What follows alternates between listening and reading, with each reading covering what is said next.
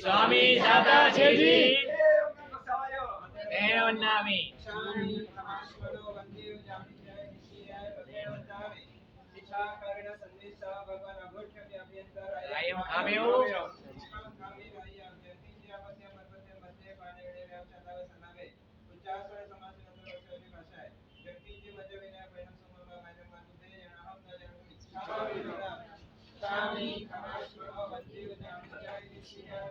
वंदनामी सुख सातामा साहेब जी सकल संसादामा आपकी बसाई वंदनामी साहेब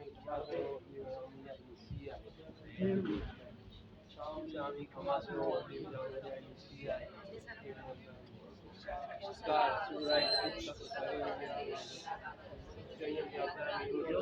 स्वामी दादा छेजी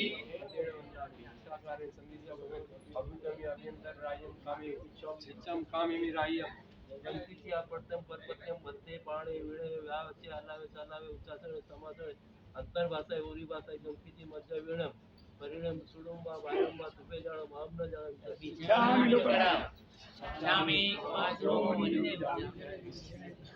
सुख सातामा साहेब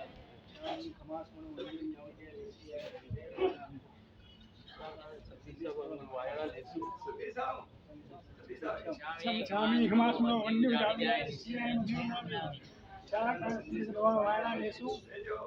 स्वामी खमासनो वन्य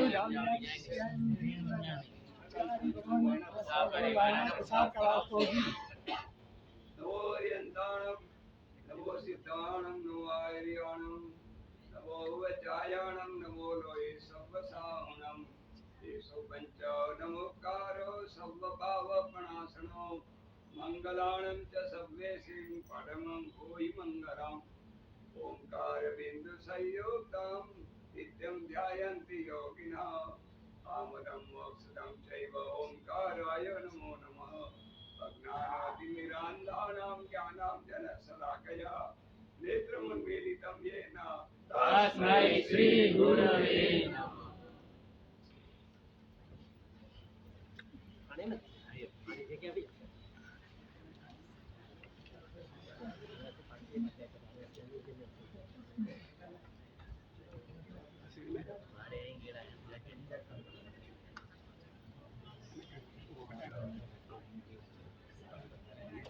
न कयं देव धरणं न कयं साम्यं वचनं यमे वियराओ न धारियो हारियो जमोन करे तरण तरणहार भक्त हृदय सम्राट जगत वालेश्वर एवं परमात्मा ने नमस्कार करिए જેમને આ ધર્મદેવની સ્થાપના કરી પર્વની આરાધના કરતા કરતા કઈ રીતે જીવનને મંગલમય બનાવી શકાય એના માટેનો એક અદ્ભુત માર્ગદર્શન શાસ્ત્રકાર મહર્ષિઓએ આપણને આપેલો છે પુણ્યના ઉદયથી મળેલો આ માનવ જીવન જો હારી જવું ના હોય પુણ્યના ઉદયથી મળેલો આ માનવ જીવનને જો સફળ બનાવવું હોય અને પુણ્યના ઉદયથી મળેલા માનવ જીવનને જો સાર્થક અને જીતવું હોય તો જ્ઞાની પુરુષોએ આ ત્રણ કાર્યની સૂચિ આપણી આગળ રજૂ કરી છે કે જો આ ત્રણ કાર્ય જીવનની અંદર કરવામાં આવે તો મળેલા માનવ જીવનને આપણે ચોક્કસ સાર્થક બનાવી શકીએ એમ છે સૌથી પહેલું કાર્ય બતાડ્યો કે ન કયમ દિનનું ધરણમ જો દીન દુખીઓનો ઉદ્ધાર ન કર્યો તો માનવ જીવન આપણે હારી ગયા છીએ પણ જો દીન દુખીઓનો ઉદ્ધાર કરવામાં આપણે સફળ થયા તો માનવ જીવન આપણે જીતી ગયા છે પહેલો કાર્ય આ બતાડ્યું બીજા નંબરનો કાર્ય બતાડ્યું છે ન કયમ સામિયાન વત્સલમ જો સ્વામી વાત્સલ્ય ન કર્યો જો સાધાર્મિક ભક્તિ ન કરી તો માનવ જીવન આપણે હારી ગયા છીએ આપણે મળેલા સાધાર્મિક કોઈ પણ વ્યક્તિની ભક્તિ કરવાનો મન ત્યારે થાય જ્યારે એ વ્યક્તિની મહાનતા આપણી નજર સમક્ષ હોય તો વ્યક્તિની ભક્તિ કરવાનો મન થાય તો આચાર્ય ભગવાન એમનો 25મો વર્ષ ચાલી રહ્યો છે ક્યાંક બહાર ગયા હોય અને વિહાર કરતા કરતા ઘણા લાંબા સમય પછી સંઘની અંદર આવે તો એક ભાવ હોય ને કે અમારા ઘરે સુપાત્ર ભક્તિનો લાભ અમને મળે તો વિનંતી કરીને ચાલ્યા જાઓ કારણ કે જેની મહાનતા તમને દેખાતી હોય એની ભક્તિ કરવાનો મન થયા વિના રહેતો નથી કોઈક એક મહાન તપસ્વી તમારા ગામના આંગણે આવ્યા હોય, તમે એને ઓળખતા હો છો, તમારો પરિચય એમની સાથે છે, તો તમે એને કહો ને કે ઘરે મારા ઘરે આવો અને મને આજે તમારો તપનો પારણો છે તો પારણાનો લાભ અમને આપો. આ ભાવ આવે કે ના આવે? કોઈ દાનવીર વ્યક્તિ આવ્યો હોય બહાર ગામથી, કોઈક સંઘનો સન્નિષ્ઠ કાર્યકર, વર્ષોથી જેને સેવા આ સંઘની અંદર આપેલી હોય અને એ વ્યક્તિ સાથે તમારો પરિચય હોય તો ચોક્કસ સમયને ઘરે બોલાવો, એની સરભરા કરો, એની ભક્તિ. કારણ કે જે વ્યક્તિનો ગુણ, જે વ્યક્તિની મહાનતા તમને દેખાતી હોય એની ભક્તિ કર્યાનો મન થયા વિના રહેવાનો નથી. તો બીજા નંબરનો કાર્ય બતાડ્યું છે કે સાધર્મિક ભક્તિ ન કરી તો માનવ જીવન આપણે હારી ગયા છીએ.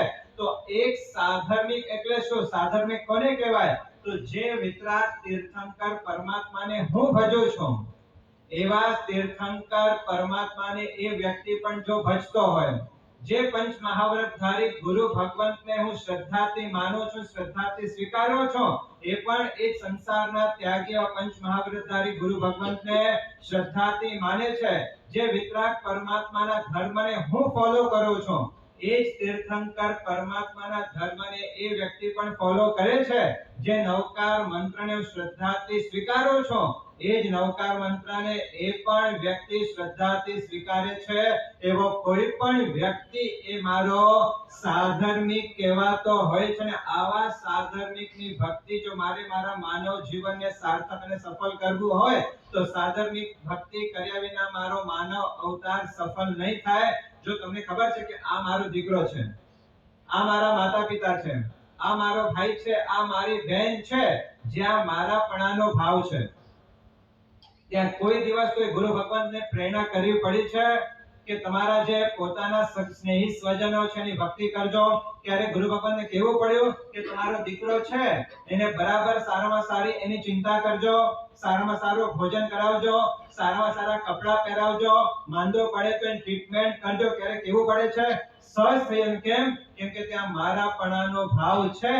તેમ સાધર્મિક એ મારો પોતાનો છે. જ્યાં સુધી આ ભાવ હૃદયમાં નહીં આવે ત્યાં સુધી સાધર્મિક ભક્તિ કરવાનો મન નહીં થાય. તમને એક વ્યવહારની વાત કરું. જ્યારે તમારા લગ્ન નહોતા થયા તો આજનો તમારો જે તમારા શ્રાવિકા છે એની જે ફેમિલી છે એની સાથે તમારો કોઈ સંબંધ હતો? જ્યાં સુધી લગ્ન નહોતા થયા ત્યાં સુધી એ પક્ષમાં તમારો કોઈ સંબંધ નહોતો, પણ એક વ્યક્તિ સાથે તમારો સંબંધ બંધાયો તો એ વ્યક્તિના જે સંબંધીઓ હતા એ ઓટોમેટિક તમારા પોતાના બની ગયા ને. કોઈ તમારા વેવાઈ બન્યા, કોઈ તમારા સાસુ બન્યા, કોઈ તમારા સસરા બન્યા. તમે એક સાથે સંબંધ બાંધવા માટે ગયા હતા કે ઓટોમેટિક થઈ ગયા હતા? એક વ્યક્તિ સાથે સંબંધ બંધાયો તો એ વ્યક્તિના જેની સાથે સંબંધો હતા એ બધા તમારા સંબંધીઓ બની ગયા ને. તેમ ભગવાન તીર્થંકર મહાવીર સાથે જો આપણો સાચા દિલથી સંબંધ બંધાયો હોય તો એ તીર્થંકર પરમાત્માના જેની સાથે સંબંધો હોય એ આપણા સંબંધીઓ બને કે ન બને? જેમ ભગવાન મહાવીર, ભગવાન તીર્થંકર સુમતીનાથ સાથે આપણો સંબંધ બંધાયો તો એ સુમતીનાથ પરમાત્મા કે મહાવીર પરમાત્મા કે વિતરાગ પરમાત્માના જે સંબંધીઓ છે એ મહાવીર સ્વામીની જે શ્રમણ સંસ્થા છે, એ મહાવીર સ્વામીની જે શ્રમણી સંસ્થા છે, એ મહાવીરના માર્ગે ચાલનારા જે શ્રાવક શ્રાવિકાઓ હોય એ આપણા પોતાના સંબંધીઓ બને કે ન બને? જો સંબંધ બંધાયો હોય તો સંબંધીઓ આપણા ચોક્કસ બને. જો દિલથી સંબંધ બંધાયો ન હોય તો કોઈ આપણો સંબંધી બની શકતો નથી. જો સાચા તાત્વિક દ્રષ્ટિએ હૃદયથી પરમાત્મા સાથે જો આપણું રિલેશન બંધાઈ ગયો હોય તો પરમાત્માનો જેની સાથે સંબંધ હોય એ આપણા પોતાના બની ગયા વિના રહેતા નથી. અને એક વખત સંબંધ બંધાયો પછી જમાઈ તમારા ઘરે 12 મહિને ના આવે તો શું કહો એને?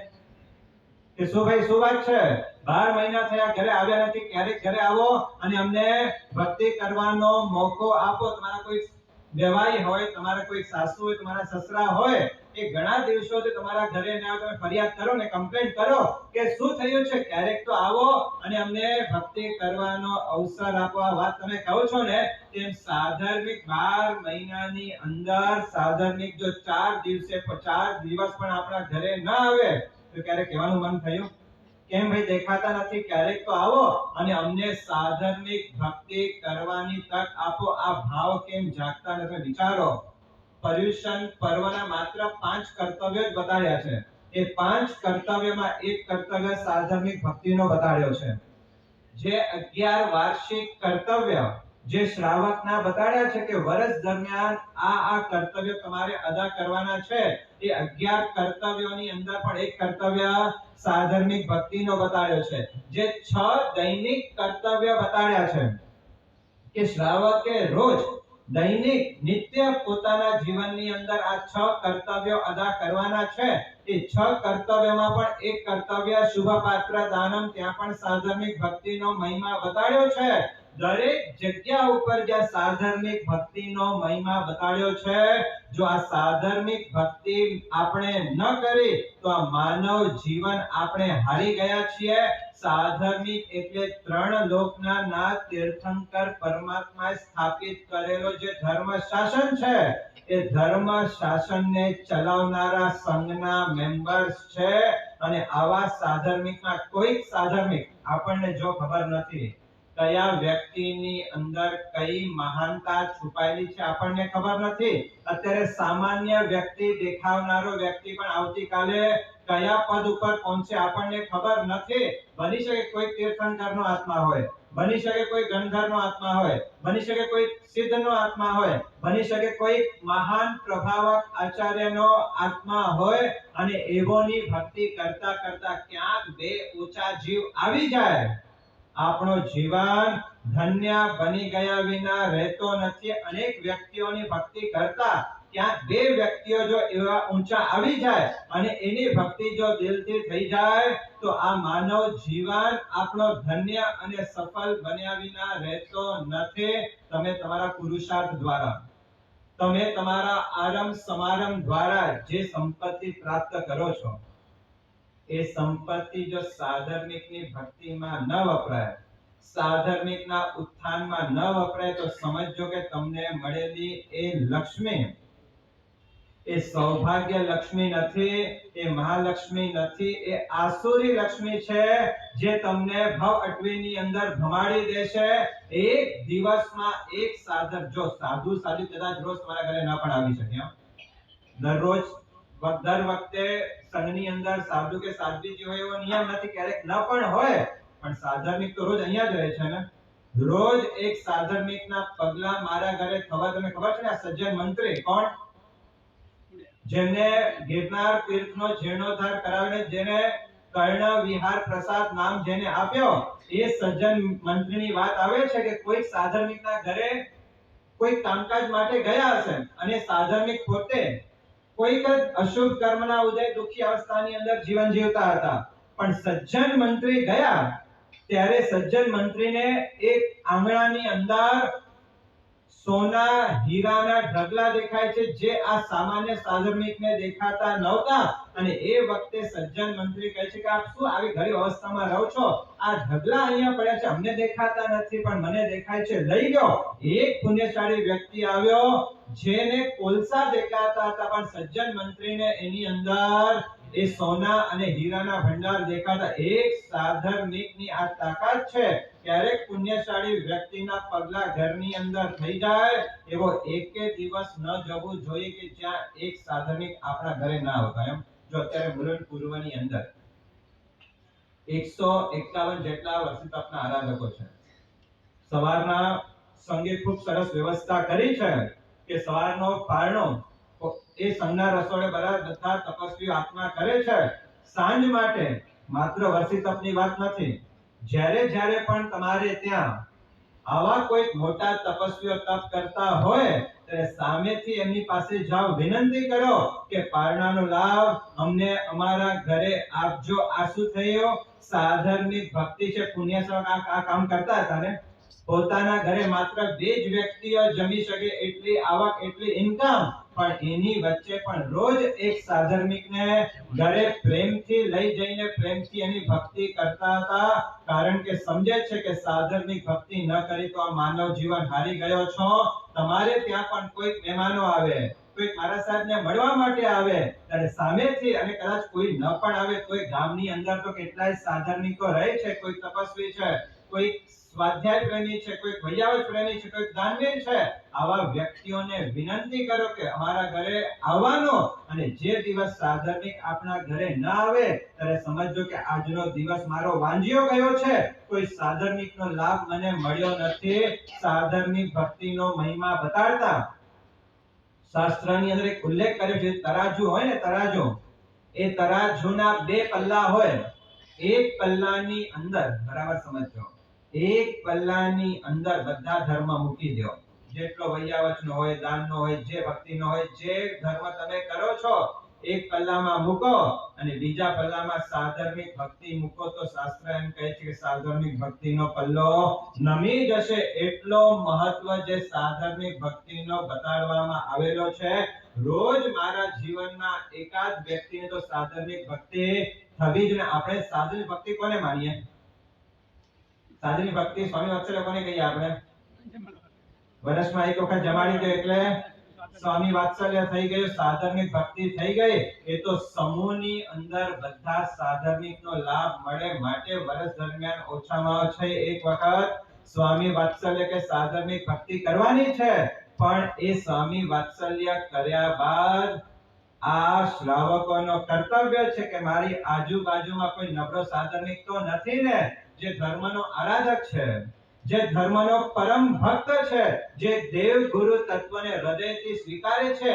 આવો કોઈ સાધર્મિક કદાચ નબળી પરિસ્થિતિમાં આવ્યો હોય તો આવી સાધર્મિકનો ઉત્થાન મારે કરવો, એનો નામ છે સાધર્મિક ભક્તિ સ્વામી વાત્સલ્ય. અને એક વાત યાદ રાખજો, સાધર્મિકોની મદદ ના હોય, સાધર્મિકને સહાય ના હોય, પણ સાધર્મિકને ભક્તિ હોય. એ કોઈ અનુકંપા દાન નથી, કોઈ લાચાર વ્યક્તિ નથી, પણ મારા ધર્મનો આરાધક છે. આજે કોઈ અશુભ કર્મનો ઉદય આવ્યો છે અને કદાચ નબળી પરિસ્થિતિમાં વ્યક્તિ આવ્યો છે, તો આવા વ્યક્તિનો ઉત્થાન કરવો એ મારો પરમ પ્રથમ કર્તવ્ય બતાડવામાં આવેલો છે.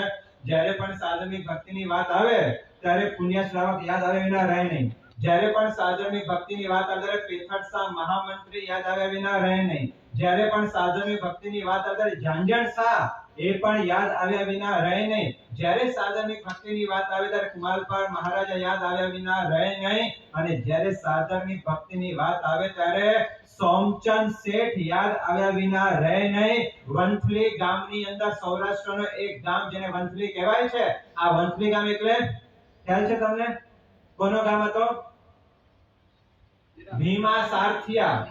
જે સજ્જન મંત્રીએ જ્યારે આ ગિરનાર તીર્થનો જીર્ણોદ્ધાર કર્યો અને કોઈક દુર્જન વ્યક્તિઓએ જ્યારે સિદ્ધરાજ જયસિંહની કાન ભંગેરણી કરી કે સૌરાષ્ટ્ર રાજ્યની 3 વર્ષની આવક જે છે મહેસૂલ ખાતાની આવક, એ બધો એ સજ્જન મંત્રી ખાઈ ગયા છે.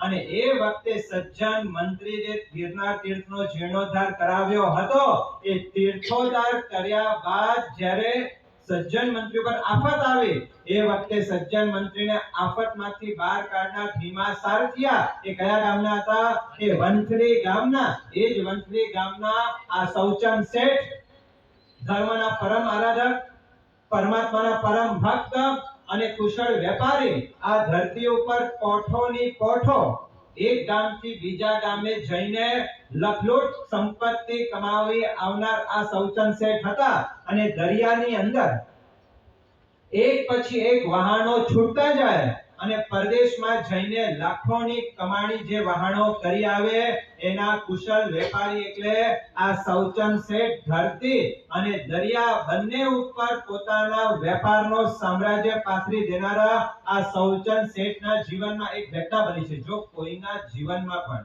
એક સરખા દિવસો જતા નથી, ક્યારેક ચડતીના દિવસો આવે, ક્યારેક પડતીના દિવસો આવે, ક્યારેક સુખ આવે, ક્યારેક દુઃખ આવે, અને જે વ્યક્તિ કસોટીનો સમય જ્યારે એના જીવનની અંદર પ્રવેશ કરે છે, એ કસોટીના સમયને જે શાંતિથી હેન્ડલ કરી શકે છે, એ જ આત્મા જીવનની સફળતા પ્રાપ્ત કરે છે.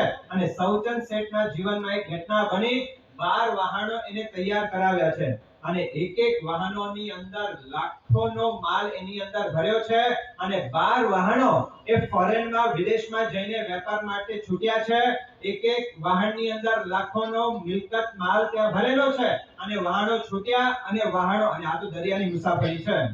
દરિયામાં વાહનો ચાલતા અને આજની જેમ એ વખતે ટેકનોલોજી નહોતી.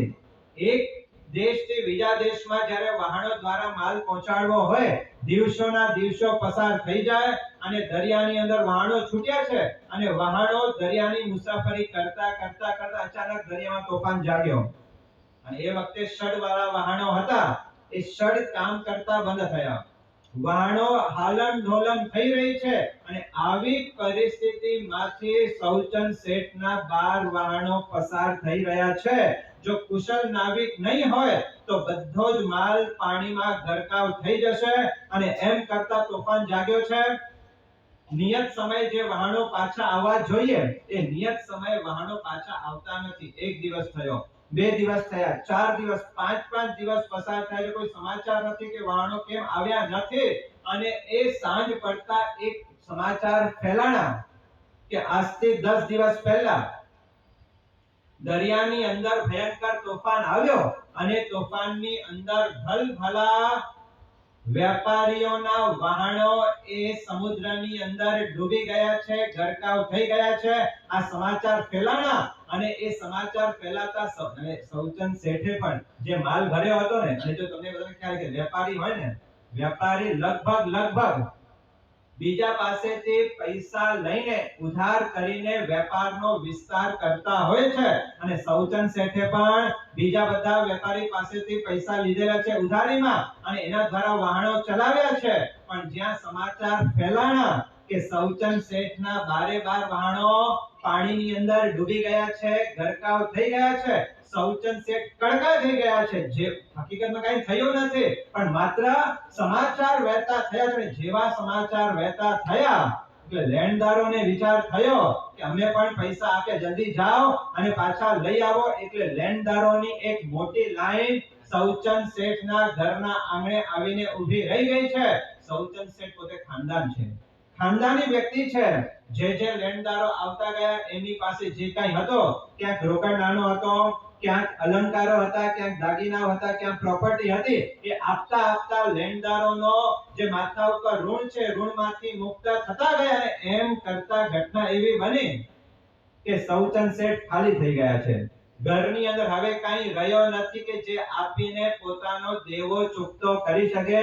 ઘરની અંદર માત્ર થોડોક અનાજ બાકી રહ્યો છે, બાકી બધો જ સાફ એ સૌચંદ શેઠના ઘરથી થઈ ગયો છે.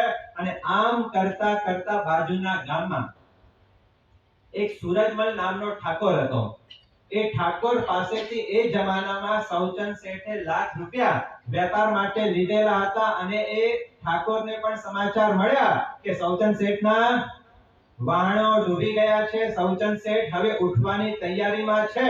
એટલે ઠાકોર દોડતો સૌચંદ શેઠના આંગણે આવીને ઊભો રહી ગયો અને સૌચંદ શેઠને કહે છે, શેઠ એક અત્યારે તાત્કાલિક મને લાખ રૂપિયાની જરૂર પડી. હકીકતમાં એ ઠાકોરને કોઈ જરૂર નથી પણ બહાર જે હવા બગડેલી છે કે સૌચંદ શેઠ ઉઠવાની તૈયારીમાં છે, એ ઉઠવાની તૈયારીના સમાચારે સૂરજમલ ઠાકોરને અહીંયા લાવવા માટે મજબૂર કર્યા છે. સૌચંદ શેઠની આગળ આવે છે. સૂરજમલ ઠાકોર કહે છે કે શેઠ અત્યારે ઘરમાં એવી પરિસ્થિતિ આવી છે કે લાખ રૂપિયાની તાતી જરૂર પડી છે, માટે મહેરબાની કરીને મારા લાખ રૂપિયા મને આપી દો. અને એ વખતે સૌચંદ શેઠ સૂરજમલ ઠાકોરને કહે છે કે ઠાકોર, જૂની દોસ્તી આપણી છે, વર્ષોથી આપણે એકબીજાના પૂરક રહ્યા છે, સબળા નબળા સમયમાં આપણે બંને એક સાથે રહ્યા છીએ. અત્યારે થોડોક નબળો સમય આવ્યો છે પણ હું આપને વિશ્વાસ અપાવું છું કે આપણા પૈસા ખોટા નહીં થાય. આપણા પૈસા વહેલા કે મોડા દૂધે ધોઈને આપીશ, પણ અત્યારે થોડીક પરિસ્થિતિ નબળી છે, થોડીક રાહ જુઓ, થોડીક ધીરજ ધરો. પણ જો આ જગતની અંદર માણસનો લોભ છૂટતો નથી અને એનાથી આગળ વ્યક્તિને કરુણા તો હૃદયમાં આવતી નથી. સૂરજમલ ઠાકોર કહે છે, જો શેઠ દોસ્તીની જગ્યા ઉપર, ધંધો ધંધાની જગ્યા ઉપર, વ્યવહારની જગ્યા ઉપર અત્યારે મને તાતી લાખ રૂપિયાની જરૂર છે. તમે ગમે તેમ કરીને ગમે ત્યાંથી મને મારા લાખ રૂપિયા અપાવી દો. ઘરની અંદર કાંઈ રહ્યો નથી, ક્યાંથી સૌચન શેઠ લાખ, હવે એ જમાનાના લાખ રૂપિયા એટલે બહુ મોટી રકમ કહેવાય. પૈસા કાઢવા ક્યાંથી? અને ચિંતામાં પડેલા સૌચન શેઠ પૈસાની વ્યવસ્થા ક્યાંથી કરું, શું કરું, આ વિચાર કરતા કરતા અચાનક સૌચન શેઠને સોમચંદ શેઠની યાદ આવી. હવે સોમચંદ શેઠ એટલે પોતે ક્યાં રહે છે? વંથલીમાં. અને સોમચંદ શેઠ પોતે ક્યાં રહે છે? તો અમદાવાદની અંદર એક મહાન હીરાના વેપારી, ઝવેરી બજારની અંદર જેનો બહુ મોટો એક લોક પ્રસિદ્ધ નામ છે અને ધર્મના પરમ આરાધક છે, મહાન ધર્માત્મા છે. આ વાત કોને સાંભળી છે? સૌચંદ શેઠે સોમચંદ શેઠની ખ્યાતિ સાંભળેલી છે કે આ રીતે અમદાવાદની અંદર મોટા વેપારી છે, મોટા હીરાના વેપારી છે, ધર્મના આરાધક છે, મહાન ધર્માત્મા છે, પણ ક્યારે રૂબરૂ ફેસ ટુ ફેસ મળવાનું ક્યારે થયો નથી. કોઈ ઓળખાણ નથી, કોઈ પરિચય નથી, કોઈ લેતી દેતી નથી, કોઈ વ્યવહાર નથી. અને એ વખતે સૌચંદ શેઠ એટલો જ વિચાર કરે છે કે સોમચંદ શેઠ મહાન ધર્માત્મા છે અને ધર્માત્મા હંમેશા સાધર્મિકની લાજ બચાવનારો હોય, ધર્માત્મા હંમેશા દયાળુ હોય. આ સોમચંદ શેઠની કથા કે વાતો માત્ર સાંભળેલી, આજે કોઈ આશરો દેખાતો નથી, આજે જ્યારે કોઈ રસ્તો દેખાતો નથી, એ વખતે સૌચંદ શેઠને વિચાર આવે છે કે હવે સોમચંદ શેઠ સિવાય હવે મને કોઈ ઉગારી શક્યા દુનિયામાં એવો કોઈ તત્વ દેખાતો નથી. અને એ વખતે સૌચંદ શેઠ માત્ર સૂરજમલ ઠાકોરને એટલું જ કહે છે, જો તને લાખ રૂપિયા જોઈએ છે, એક કામ કર, તારે અમદાવાદ જવું પડશે લાખ રૂપિયા લેવા માટે. પહેલો તો વિચાર નથી માટેના કરતા મળે છે ને, અમદાવાદની ટ્રીપ મારી આવશું, પણ અત્યારે પૈસા ભેગા કરીએ. અને એ વખતે આ સૌચંદ શેઠ એક હુંડી લખે છે. હુંડી એટલે આજનું શું કહેવાય? એક પત્ર લખે છે, લેટર લખે છે કે વંથલીથી લિખિતન સૌચંદનો આપને સોમચંદ શેઠને મારા પ્રણામ, અને આપને જણાવવા માંગુ છું કે માલુમ થાય કે આ ઠાકોર સુરજમલ આપની પાસે આવે તો એને લાખ રૂપિયા આપી દેજો. આ હુંડી, આ લેટર સૌચંદ શેઠ લખી રહ્યો. હુંડી ક્યારે લખાય?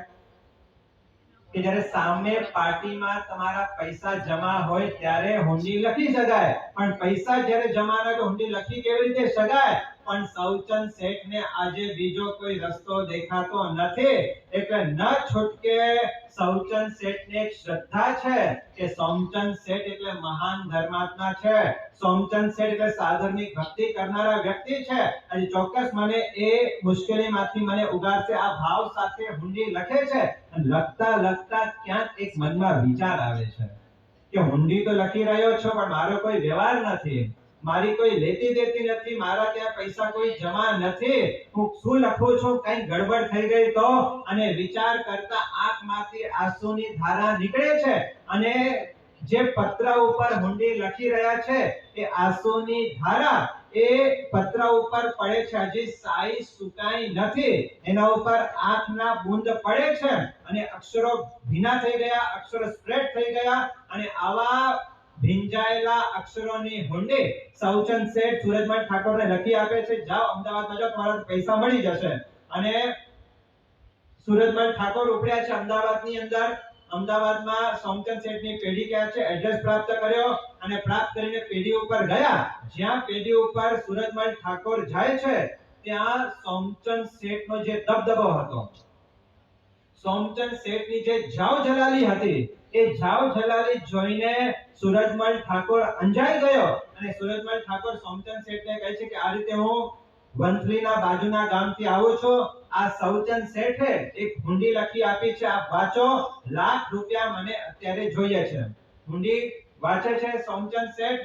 અને સૌચંદ ક્યાંય નામ યાદ નથી આવતો, મારો એમની સાથે કોઈક વ્યવહાર થયો હોય કે કોઈક વેપાર થયો હોય એવો કોઈ શબ્દ આ સૌચંદ નામ જ યાદ નથી આવતો. એટલે જ્યારે પોતાને કઈ સ્મરણ ન થયું એટલે મુનિમજીને બોલાવે છે કે આપણા ચોપડા ખોલો અને જુઓ કે સૌચંદ શેઠ સાથે આપણો કોઈ વ્યવહાર થયેલો છે કે. મુનિમજી પોતે પણ જે ચોપડા છે ઉથલાવે છે, પાના ચેક કરે છે, પણ ક્યાંય સૌચંદ સાથે વ્યવહાર થયો હોય એવી કોઈ નોંધ કે ઉલ્લેખ એની અંદર થયો નથી. એટલે જો મુનિમ પણ એ વખતના હોશિયાર હતા, મુનિમ પણ એ વખતના સુજ્ઞ હતા, મુનિમ પણ કોઈકની ઇજ્જત ઉતરે એવું કાર્ય ન કરવામાં માનનારા મુનિમ હતા. એટલે મુનિમજી એ ઠાકોરની સામે નથી કહેતા, પણ શેઠને અંદર બસે, અંદર એક કામ છે અને અંદર બોલાવીને સોમચંદ શેઠને એટલું જ કહે છે કે શેઠ, આ જે સૌચંદની જે હુંડી આવી છે, પણ આપણા આ ચોપડાની અંદર ક્યાંય એનો ઉલ્લેખ નથી, કોઈ હિસાબ કિતાબ નથી, કોઈ વેપારની અહીંયા નોંધ નથી, તો પછી આ લાખ રૂપિયાની હુંડી કેમ લખી છે ખબર પડતી નથી. અને એ વખતે સોમચંદ શેઠ જો આ કથાને માત્ર કથાની જેમ નહીં સાંભળતા, શું કરવા યોગ્ય છે એના ઉપર ચિંતન કરજો. સોમચંદ શેઠ બહાર નીકળે છે અને બહાર નીકળીને સૂરજમલ ઠાકોરને એટલું જ કહે છે કે જો ઠાકોર સાહેબ, આપની હુંડીને વાંચી લીધી છે, પણ આટલી મોટી રકમ આપવી હોય તો કે આટલી મોટી રકમ અમે હાજરમાં સ્ટોકમાં ન રાખીએ, અને અમારી પેઢીનો શિરસ્તર છે કે આટલી મોટી રકમ આપવી હોય તો 3 દિવસ એને અમારી મહેમાનગતિ માણવી પડે. એટલે સોમચંદ શેઠ કહે છે કે અમારો ગેસ્ટ હાઉસ છે, ત્યાં તમારે રોકાવાનું છે, બધી વ્યવસ્થા તમારી સરભરા થશે, 3 દિવસમાં તમે તમારા પૈસા તમને મળી જશે. મુનિમે જાઓ, લઈ જાઓ એમને, બધી સુવિધાઓ સરભરા કરો. ને આ બાજુ સોમચંદ શેઠ વળી પાછો હુંડી હાથમાં લે છે, પત્ર વાંચે છે, એક એક શબ્દ સૂક્ષ્મતાથી નિરીક્ષણ કરે છે, એક એક શબ્દ ઉપર બારીકાઈથી નજર કરે છે, અને નજર ફેરવતા એમની એક જગ્યા ઉપર ધ્યાન ગયું. કયા શબ્દ ઉપર? કે જે આંસુના બૂંદ પડ્યા હતા અને એના કારણે જે અક્ષરો બગડી ગયા હતા, હજી પણ એ હુંડી જે પત્ર છે, હજી ભીનાશ એની અંદર પડેલી છે. આ શબ્દો જોતા સોમચંદ શેઠ સમજી ગયા, નક્કી આજે મારો કોઈ સાધર્મિક આજે મુસીબતની અંદર મુકાયેલો છે, અને એ મુસીબતની અંદર મુકાયેલો એ સાધર્મિક જ્યારે આ પત્ર કે હુંડી લખતો હશે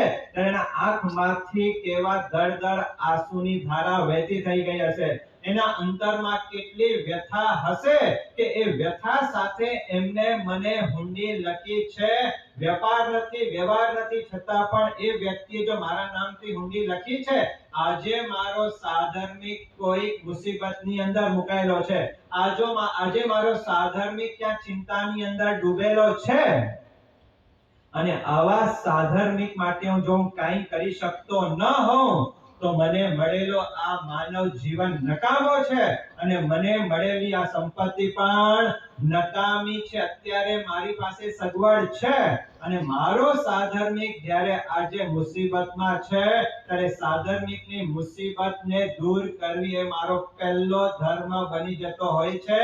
એક સાધર્મિક જો બીજા સાધર્મિકના કામમાં ન આવે તો પછી કોણ કામ આવવાનો છે? આ વિચાર કોણ કરે છે? સોમચંદ શેઠ વિચાર પણ કરી શક્યા હોત કે જ્યાં વેપાર જ નથી, જ્યાં લેતી દેતી નથી, ત્યાં એ શું સમજે છે ને કયા ભાવના સાથે મને આ હુંડી લખી આપી છે, પણ એક ધર્માત્મા તરીકે જેને ધર્મને પચાવેલો છે, પરમાત્માના એક એક વચનોને માત્ર તનથી નહીં પણ મનથી પણ જેને હૃદયની અંદર પચાવ્યો છે, સ્વીકાર્યો છે, એવા સોમચંદ શેઠ વિચાર કરે છે કે આ વ્યક્તિની મહાનતા તો જુઓ કે મને ઓળખતા પણ નથી, મારો પરિચય પણ નથી, પણ મારા ઉપરનો એક વિશ્વાસ કે સોમચંદ શેઠ એટલે મહાન ધર્માત્મા છે, અને મારી હુંડી વાંચીને ચોક્કસ સમજી જશે કે આજે મારો સાધર્મિક મુસીબતની અંદર મુકાય છે. વાત સમજાય છે? આ સાધર્મિક ભક્તિ કરનારો વ્યક્તિ કેમ માનવ જીવન જીતી જતો હોય છે? માત્ર જમાડવું એ જ સાધર્મિક ભક્તિ નથી. આ દુનિયા કેવી છે કે જ્યારે કોઈ વ્યક્તિ પડતો હોય ત્યારે એને હાથ ઝાલીને ઊભા કરનારા વિરલા હોય છે, એને પાડનારા અનેક વ્યક્તિઓ હોય છે. ત્યારે સાધર્મિક ભક્તિનો આજે એક જીવંત દ્રષ્ટાંત આપનારા સોમચંદ શેઠ વિચાર કરે છે કે એક સાધર્મિક મારા ઉપર વિશ્વાસ રાખીને, શ્રદ્ધા રાખીને જ્યારે હુંડી લખે છે, આજે એના ધર્મને ખોટો થવા નહીં દો, આજે મારા ધર્મની સુરક્ષા કરવાનો, આજે ધર્મનો ગૌરવ વધારવાનો, અને આજે સાધર્મિકની રક્ષા કરવાનો આજે અવસર મળ્યો છે, આ ચૂકાય નહીં. અને બીજા દિવસે સોમચંદ શેઠ એના મુનિમને કહે છે કે આવતીકાલે ઠાકોર આવે અને લાખ રૂપિયાની થેલી આપી, લાખ રૂપિયા તૈયાર રાખજો. મુનિ વિચાર કરે છે કે લાખ રૂપિયા તૈયાર તો કરું, પણ કયા ખાતામાં લખો? ત્યારે એટલું જ કહે સોમચંદ શેઠ લખી નાખજો ખર્ચ ખાતે, બાકી કઈ લખવાની જરૂર નથી, કોઈને પૂછવાની જરૂર નથી. ત્રીજો દિવસ થયો, ઠાકોર આવે છે દુકાન ઉપર, પેઢી ઉપર, અને ત્યારે લાખ રૂપિયાની થેલી જે ઠાકોર માટે તૈયાર રાખેલી છે એ થેલી સોમચંદ શેઠ ઠાકોરને આપે છે અને સાથે કહે છે શેઠ માફ કરજો 3 દિવસ તમારે રોકાવવું પડ્યું પણ આટલી મોટી રકમની વ્યવસ્થા કરવાની હોય થોડોક સમય લાગે માફ કરજો લો આપના પૈસા અને અમને આનંદ થશે અને સોમચંદ શેઠે લાખ રૂપિયા એ જમાનાના લાખ રૂપિયા આજે કેટલા થાય ખબર નથી પણ માત્ર 2 લીટી ઉપર એક સાધર્મિકની 2 લીટી ઉપર સોમચંદ શેઠ સમજી ગયા કે આજે મારો સાધર્મિક ક્યાંક મુસીબતની અંદર મુકાયેલો છે એને ઉગારવો એ મારો પહેલો ધર્મ બની જતો છે આ બાજુ સોમચંદ શેઠ વિચાર કરે છે કે 3 દિવસ પસાર થઈ ગયા શું થયું છે ખબર નથી શું પરિણામ આવશે ક્યાંક ડર પણ લાગે છે કે મેં શું કામ કર્યું છે પણ એક શ્રદ્ધા હતી કે ભગવાન મારી સાથે છે મહાન સાધર્મિક ભક્તિ કરનારો વ્યક્તિ છે એટલે મારો આ લખેલો નિષ્ફળ નહીં જાય 4-5 દિવસ થયા અને ઠાકોર હસતા હસતા ક્યાં આવે છે સૌચંદ શેઠના આંગણે આવે શેઠ ધન્યવાદ મને લાખ રૂપિયા મળી ગયા છે અને જ્યાં સમાચાર મળે ત્યાં સૌચંદ શેઠ વિચાર છે કેવી મહાનતા સોમચંદ શેઠની છે કોઈ પરિચય વિના માત્ર 2 લીટી ઉપર આટલી માતબર રકમ જેમને આપી દીધી છે એ સોમચંદ શેઠ કેટલા મહાન છે કેટલા ઉદાર છે શું એમને જીવનની અંદર ધર્મને પચાવેલો છે ભગવાનને પ્રાર્થના કરું છું આજે ભલે મુસીબતમાં છો પણ આવતીકાલે પ્રભુ એવા સમય આપજે કે મારા માથે જે દેવું છે એ દેવો મારે મારા માથે રાખવું નથી સોમચંદ શેઠનો દેવો મારે ઉતારવો છે સાધર્મિકનો આ કર્તવ્ય છે કે બીજા સાધર્મિકની ભક્તિ કરવી પણ જેની ભક્તિ થતી હોય છે એ સાધર્મિકનો પણ કર્તવ્ય છે કે અણીના અવસર ઉપર આ વ્યક્તિઓ મને કામ આવ્યા છે મારા માથા ઉપર દેવો છે એ દેવો મારે ઉતારવું છે આ નીતિ પણ બીજા સાધર્મિકના મગજમાં રમતી હોવી જોઈએ અને આ સૌચંદ શેઠ ક્યારે અવસર આવે અને ક્યારે હું ઋણમાંથી મુક્ત બનવા ધર્મ કેટલો મહાન છે ધર્મની અનુમોદના કરે છે આ ધર્મ કેટલો મહાન છે કે સાધર્મિક ઉત્થાનની પ્રેરણા આપે છે ધર્મની અનુમોદના કોણ કરે છે સૌચંદ શેઠ અને જે આત્મા ધર્મને મનની અંદર પરોવે છે જે આત્મા ધર્મને મનની અંદર રમાડે છે એ આત્માને કુદરત પણ સાથ આપ્યા વિના રહેતી નથી આપણે 45 આગમ છે ને એ 45 આગમમાંનો એક આગમ સૂત્ર એટલે 10 વૈકાલિક સૂત્ર કોઈ પણ સંસારી આત્મા જ્યારે દીક્ષિત થાય સંયમ લે ત્યારે 10 વૈકાલિક સૂત્રના યોગોદ્વન કરતા હોય છે અને આ આગમ એક એવો આગમ છે કે ધીરે ધીરે સમય જતો જશે તેમ તેમ આગમો લુપ્ત થતા જશે પણ 5મા આરાના અંત સુધીમાં જો કોઈ આગમ બચશે તો આ 10 વૈકાલિક સૂત્ર અને 10 વૈકાલિક સૂત્રનો પહેલો શ્લોક ધમ્મો મંગલ મુકિઠામ અહિંસા સંજમોતવો દેવા વિતમ નમમ સંતિ જસ્સ ધમે સયામણો આમાં લખેલું છે કે ધર્મ એ ઉત્કૃષ્ટ મંગલ છે તો કયો ધર્મ તો અહિંસા રૂપી ધર્મ સંયમ રૂપી ધર્મ અને તપ રૂપી ધર્મ એ ઉત્કૃષ્ટ મંગલ છે દેવા વિતમ નમમ સંતિ જસ્સ ધમે સયામણો જેના તનની અંદર નહીં પણ જેના મનની અંદર ધર્મ રમતો હોય છે તમે પૂજા કરવા માટે જાઓ ભગવાનની પૂજા કરો બધું કરો પણ મન જો પૂજામાં જોડાયેલો ન હોય મન જો ક્યાંક ભટકતો હોય તો પૂજા થાય છે પણ મનથી નહીં પણ તનથી થાય છે તમે સામાયિકમાં બેઠા છો પણ સામાયિકમાં બેઠા હોવા છતાં પણ જો ક્ષમતા ભાવ આવતી નથી એ બહારના જો વિચારો કરતો હોય તો ચોક્કસ સામાયિક થયો પણ તનથી થયું પણ મનથી ન થયું અહીં તો લખ્યું છે દેવા વિતમ નમમ સંતિ જસ્સ ધમે સયામણો જેના મનની અંદર ધર્મ રમે છે દેવતાઓ નમસ્કાર કરે છે કુદરત નમસ્કાર કરે છે દેવતાઓ સહાય થયા વિના રહેતા નથી મનની નિયત ચોખ્ખી હતી કે મારે મારા માથા ઉપર દેવું રાખવું નથી અને આ ધર્મની અનુમોદના કરતા એકાદ મહિનો ગયો અને જે સમાચાર મળ્યા હતા કે 12 વાહનો ડૂબી ગયા છે એ અચાનક સમાચાર મળ્યા કે 12 વાહનો એ સલામત છે પાછા આવી રહ્યા છે ને લખ લૂટ કમાણી કરીને એ વહાણો પાછા આવી રહ્યા છે. જે સૌચંદ શેઠે માની લીધું હતું કે મારા વહાણો ડૂબી ગયા છે, પણ આ ધર્મનો પ્રભાવ, ધર્મો રક્ષતિ રક્ષિતા, તમે ધર્મની રક્ષા કરો, ધર્મ તમારી રક્ષા કરવા માટે બંધાયેલો છે. અને આ ધર્મનો પ્રભાવ 1 મહિનો થયો, વહાણો પાછા આવ્યા, ધીકતી કમાણી સાથે આવ્યા છે. અને પહેલો વિચાર શું આવ્યો સૌચંદ શેઠને કે ગમે તેમ તો મારા માથા ઉપર અત્યારે સોમચંદ શેઠનો દેવો મારા માથા ઉપર પડ્યો છે, મારે આ દેવુને ઉતારી દેવો જોઈએ. કેટલા રૂપિયા આપ્યા હતા? લાખ રૂપિયા. પણ જ્યારે પાછા આવ્યા વહાણો બધા કમાણી કરીને, ત્યારે સૌચંદ શેઠ જે પૈસાની થેલીઓ છે એ થેલીઓ ભરી ભરીને ગાડાની અંદર પૂરી છે. અને ગાડા સાથે સૌચંદ શેઠ નીકળ્યા છે. વંથલીથી અમદાવાદમાં પહોંચે છે, જ્યાં સોમચંદ શેઠની પેઢી છે. ત્યાં પહોંચે છે. પેઢીમાં ન સોમચંદ શેઠ સૌચંદ શેઠને ઓળખે છે, ન સૌચંદ શેઠ સોમચંદ શેઠને ઓળખે છે. પણ જ્યાં પેઢીમાં ગયા એટલે ઓળખીએ કે આ વ્યક્તિ સોમચંદ શેઠ હોવા જોઈએ. તો જેવા પેઢીમાં દાખલ થયા કે પોતાના માથા ઉપર જે પાઘડી હતી એ પાઘડી નીચે ઉતારે છે. અને નીચે ઉતારીને સોમચંદ શેઠના ચરણોમાં નમીને ધ્રુસકે રડે છે, શેઠ આપનો આભાર, આપ મારા જીવન દાતા છો. હવે સોમચંદ શેઠને ખબર નથી કે આ કયા વ્યક્તિ આવે છે. ઉભો રહી કોણ છો ને મારા પગમાં કેમ પડ્યો છો? શેઠ હું બીજો કોઈ નથી, પણ એ જ વંથલીનો સૌચંદ છો, જેમને આપને હુંડી લખી આપી હતી. આપ મારા જીવન દાતા. આજે હું બચ્યો છું એની પાછળ કારણ કોઈ હોય તો આ સોમચંદ શેઠનો ઉપકાર છે. વગર ઓળખાણે, વગર પરિચય, વગર વેપારે માત્ર મારા 2 લીટી ઉપર આપે ઠાકોર સૂરજમલને લાખ રૂપિયા જેવી માતબર રકમ આપી છે. આપે મારું જીવન બચાવ્યો છે, આપે મારી આબરૂ બચાવી છે. આપ મારા પરમ ઉપકારી છો.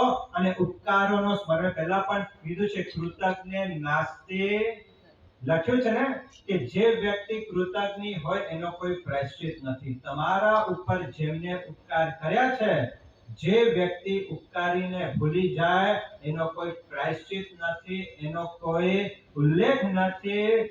બીજા મર્ડરનો હજી પ્રાયશ્ચિત છે, ચોરીનો હજી પ્રાયશ્ચિત છે, પણ જે વ્યક્તિ કૃતજ્ઞ છે એનો કોઈ પ્રાયશ્ચિત નથી. કૃતજ્ઞ નાસ્તિ નિષ્કૃતે.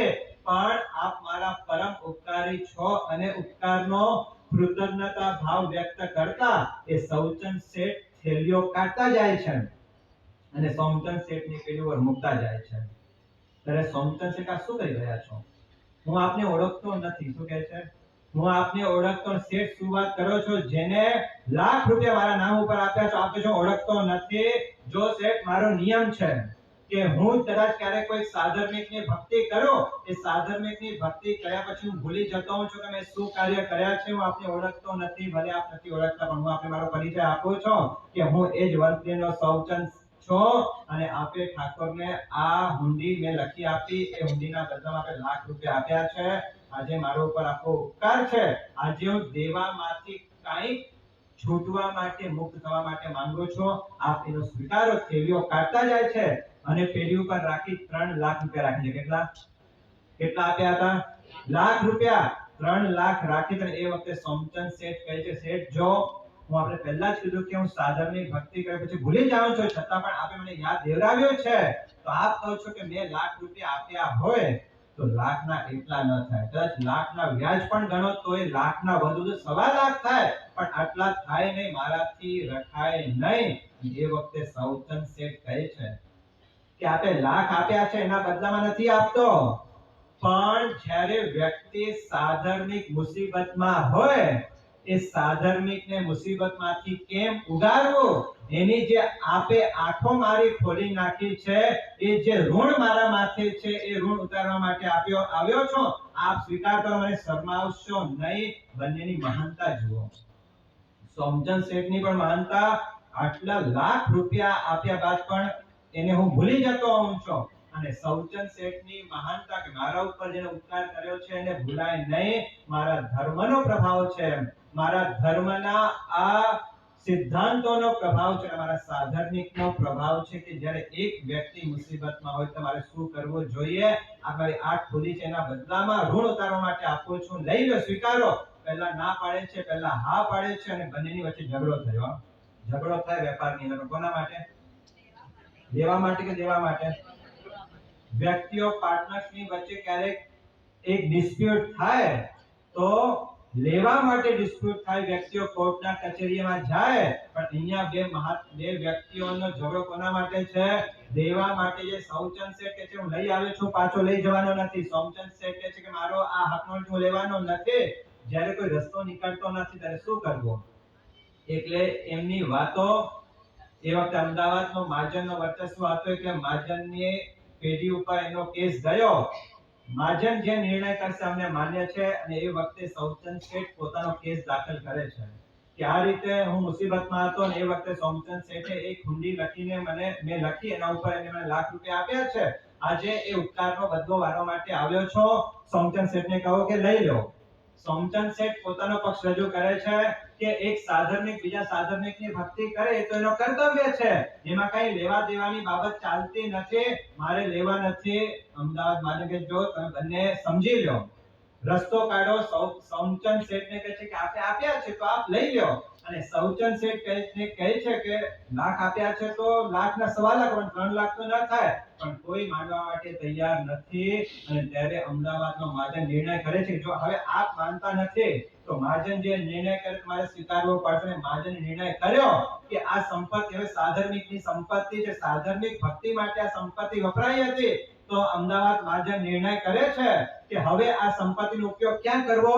તો જે સાધર્મિકો પાલીતાણાની યાત્રા કરી શકતા નથી એવા સાધર્મિકોને પાલીતાણાની યાત્રા કરાવી આ મહાજનનો નિર્ણય છે.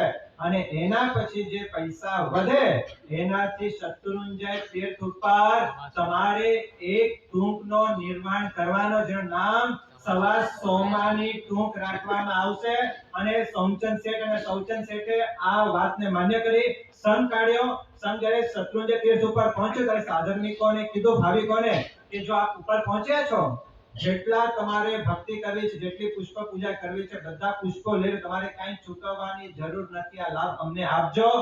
મન મૂકીને ભાવિકોએ શત્રુંજય તીર્થની ભક્તિ કરી અને એ ભક્તિ થયા બાદ સોમચંદ શેઠ અને સૌચંદ શેઠ મહાજનને લઈને પેઢી ઉપર જાય છે અને પેઢીને અમદાવાદ મહાજન કહે છે કે આ અમારો નિર્ણય છે, આ બંને શ્રાવકોને અહીંયા ટૂંક બનાવી છે એના માટે જગ્યા આપો. અને પેઢીએ જગ્યા આપી. હવે જો જે 3 લાખ રૂપિયા માંથી એને દેરાસર બંધાવવાનો હતો એમાંથી અમુક ખર્ચ તો એ સાધર્મિક ભક્તિ યાત્રામાં થઈ ગયો છે. હવે જે રકમ બચી છે એમાંથી કઈ મોટી ટૂંક તૈયાર ન થાય ત્યારે આ બંને સોમચંદ શેઠ અને સૌચંદ શેઠે આંખથી ઈશારાથી વાત કરી લીધી કે આવા પવિત્ર ગિરિરાજ ઉપર જ્યારે જિનાલય બંધાવવાનો અવસર મળી રહ્યો છે ત્યારે હવે કોઈ સામાન્ય જિનાલય બનાવવું નથી. આ તો કોઈ પુણ્યશાળી આત્મા હોય એને અવસર મળે છે.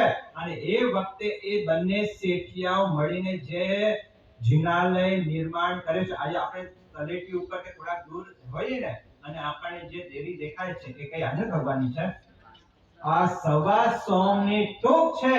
આટલાય દૂરથી પર્વત ગિરિરાજ ઉપર જે દેવીના દર્શન થતા હોય એ જિનાલય એટલે બીજા કોઈ નહીં પણ આ સવા સોમની ટૂંક છે. કે 9 ટૂંકની યાત્રા કરવા માટે જાઓ ત્યારે આ સવા સોમ ટૂંકની યાત્રા કરજો. અને આ સવા સોમ ટૂંક શું પ્રેરણા આપે છે કે કોઈક સાધર્મિક જ્યારે નબળો પડેલો હોય ત્યારે સાધર્મિકને બહાર કેમ કાઢવો? આવી અદ્ભુત સાધર્મિક ભક્તિનો પ્રતીક સ્વરૂપ એવો જે સવા સોમની ટૂંક છે ત્યારે દર્શન કરજો. અને આવી ભાવના ભાવજો કે મારા જીવનમાં ક્યારેક એવો અવસર આવે તો હું પણ આવી સાધર્મિક ભક્તિ જીવનની અંદર કરીશ. આ બીજો કર્તવ્ય જે સાધર્મિક ભક્તિનો બતાડ્યો છે. આ એક દ્રષ્ટાંત કઈ રીતે સાધર્મિકોની ભક્તિ કરી શકાય એ આપવા માટે જ્વલંત આપણો ઉદાહરણ પૂરો પાડે છે. આવા સાધર્મિક ભક્તિ આપણા જીવનની અંદર પણ આવે. પહેલો જે અમારી પ્રવર્તન બીજા નંબરનો કર્તવ્ય બતાડ્યો છે સાધર્મિકની ભક્તિ કરવી. જેમ પેથડસા મહામંત્રી ભક્તિ કરતા હતા, જેમ કુમારપાળ મહારાજા ભક્તિ કરતા હતા, તેમ આપણા જીવનની અંદર પણ આ વાત લખી છે જો સાધર્મિક ભક્તિ ન કરી તો માનવ જીવન તમે હારી ગયા છો. આટલું મહત્વ જે સાધર્મિક ભક્તિને આપવામાં આવેલી છે. તમારી પાસે જો શક્તિ ચાલતી હોય તો આ સાધર્મિક ભક્તિના કાર્યો કરજો. જિનાલય વગેરે બધું જ કરવા જેવું છે, પણ આ મહત્વનો કાર્ય સાધર્મિક ભક્તિનો બતાડ્યો છે. કોઈ સાધર્મિક નબળો પડે ત્યારે એને ખબર ન પડે એ રીતે એને ઊંચકવાનો પ્રયત્ન કરજો. અને બીજી બાજુ જે સાધર્મિક ભક્તિ રહે છે એની પણ પાસે પણ એક નિયત અને નીતિ હોવી જોઈએ કે મારા માથે દેવું છે એ મારા માથે દેવું રહેવું ન જોઈએ. આ સાધર્મિક ભક્તિ આપણા જીવનની અંદર થાય. કોઈ બાર ગામથી વ્યક્તિ આવે છે, એ નોકરી ધંધા કરવા માટે આવ્યો છે, એની પાસે ઘર નથી, તમારી પાસે એક મકાન એક્સેસ પડ્યો છે, ત્યારે એને કહી દો કે ક્યાં તમે ભાડા ચૂકવશો, એના કરતા મારી પાસે એક ઘર છે, અહીંયા રહો, મને સાધર્મિક ભક્તિનો લાભ મળશે. આ સાધર્મિક ભક્તિના પ્રકારો છે. તમારી આજુબાજુમાં કોઈ વ્યક્તિઓ રહે છે, એમના શ્રામિકને કદાચ ક્યાંક કામ માટે બહાર ગામ જવું પડ્યું છે અને એ સાધર્મિકને ક્યાંક હોટલ ઉપર કે લારી ઉપર કદાચ ટિફિન મંગાવવા પડે, એના કરતા એમને કહી દો કે ક્યાંય જવાની જરૂર, ત્રણેય ટાઈમ અમારા ઘરે સાધર્મિક ભક્તિનો લાભ આપજો. તમારી પાસે પોતાનો ધંધો છે, નોકરી પહેલા કોને રાખો, જૈન હોય એને રાખો કે અજૈને પહેલા રાખો? સાધર્મિક ભક્તિ કરવી છે. આ એક પ્રકાર છે કે તમારી પાસે પોતાનો ધંધો છે, નોકરી કોઈની રાખવી છે, તો કેમ બીજાને, એના કરતા મારા જૈનોને પહેલો સ્થાન આપો. આ તમારી સાધર્મિક ભક્તિ થઈ ગઈ છે. અનેક પ્રકારે આપણે સાધર્મિક ભક્તિ કરી શકીએ એમ છે. બાજુમાં બે દુકાન હોય, એકમાં કદાચ રૂપિયાનો ફરક પડતો હોય માલના ભાવમાં, કયા માલ ખરીદશો?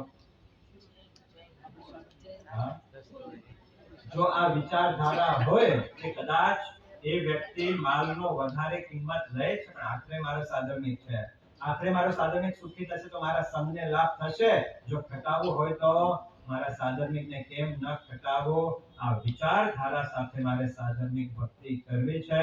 જે યોગ્ય આપના જીવનમાં અનુકૂળતા આવતી હોય, કોઈ એવો વ્યક્તિ આપણે દેખાય કે ખરેખર ધર્મ કરનારો, ધર્મ રાગી છે અને આજે મુસીબતમાં છે, તકલીફમાં છે, એને ઉગારીને આ સાધર્મિક ભક્તિનો કર્તવ્ય અદા કરજો. અને 5મા નંબરનો કર્તવ્ય બતાવ્યો છે સમાપના. પર્યુષણ પર્વનો પ્રાણ જો કોઈ હોય તો આ સમાપનાને બતાડવામાં આવ્યું છે. કોઈકના ભૂલને આપણે ભૂલી શકતા નથી. કોઈક વ્યક્તિએ ભૂલ કરી છે, જો માનવ માત્ર ભૂલને પાત્ર કોઈક વ્યક્તિએ ભૂલ કરી છે અને કોઈક વ્યક્તિ કદાચ પડી રહ્યો છે, ત્યારે એ પડનારને પાટું મારવાનું કામ કરજો, પણ પડનારને વધારે પડતો પાડવાનો પ્રયત્ન નહીં કરતા. એક શાયરે વાત કરી છે ને, यूं तो हर दिल किसी दिल पे फिदा होता है, मगर प्यार करने का तौर जुदा होता है. आदमी लाख संभलने पर भी गिरता है, आदमी लाख संभलने पर भी गिरता है, पर झुक के जो उसे उठा ले वो खुदा होता है. झुक के जो उसे उठा ले वो खुदा होता है. कोई व्यक्ति पड़े છે, જો આત્મામાંથી પરમાત્મા બનવું છે તો એનો માર્ગ એ છે કે કોઈક વ્યક્તિ પડી ગયો છે, એને પાડશો નહીં, પણ પ્રેમથી હાથ ઝાલીને એને ઊભા કરવાના પ્રયત્ન કરજો. પર્યુષણ પર્વનો મહત્વમાં મહત્વનો કર્તવ્ય આ સમાપના ધર્મને બતાડવામાં આવ્યો છે. જો સંવત્સરી દિવસ આવશે, એટલે જેમ માર્ચ મહિનો આવે તમારો, તેમ તમે બધા જેમ તમારો હિસાબ કિતાબ ચોખ્ખો કરો છો, તેમ સંવત્સરીનો દિવસ એટલે કે હૃદયના બધા જ હિસાબ કિતાબને ચોખ્ખા કરવાનો એક મહાનતમ પર્વ એટલે આ સંવત્સરિક પર્વ આવી રહ્યો છે. અને આ સંવત્સરિક પર્વની અંદર સમાજ ધર્મની આરાધના મારે કરવાની છે. બધું જ કરીએ, પણ જો હૃદયમાં ક્યાંક વેર ઝેરની ગાંઠો હોય, ક્યાંક અભાવો, ક્યાંક દુર્ભાવોના જે ભાવનાઓ હોય, એને જો આપણે દૂર ન કરીએ તો કદાચ અઠમ તપ્પણ કરી લઈએ, અમારી પ્રવર્તન પણ કરી લઈએ, પણ જો સમાપના જીવનમાં આવતી નથી તો આપણે પર્યુષણ પર્વના આરાધક બની શકતા નથી. આ ક્ષમા ધર્મની આરાધના 3 તબક્કે કરવા. સૌથી પહેલી ક્ષમા. 3 તબક્કામાં પહેલો તબક્કો છે ક્ષમા રાખો. તમારી સાથે કોઈકે અનુચિત વર્તન કર્યો છે, તરત જ આપણે આવેશમાં આવી જઈએ, તરત જ સામનો કરવા તૈયાર થઈ જઈએ, તરત જ મનની અંદર રિવેન્જ, બદલાની ભાવના આવી જતી હોય છે. પર્યુષણ પર્વ આપણને કહે છે કે કોઈકે તમારી સાથે અનુચિત વર્તન કર્યું છે, તો શા માટે કર્યું છે? તો એનો રીઝન એ છે કે મારા અત્યારે અશુભ કર્મનો ઉદય આવ્યો છે, માટે મારી સાથે અશુભ વર્તન કર્યો છે.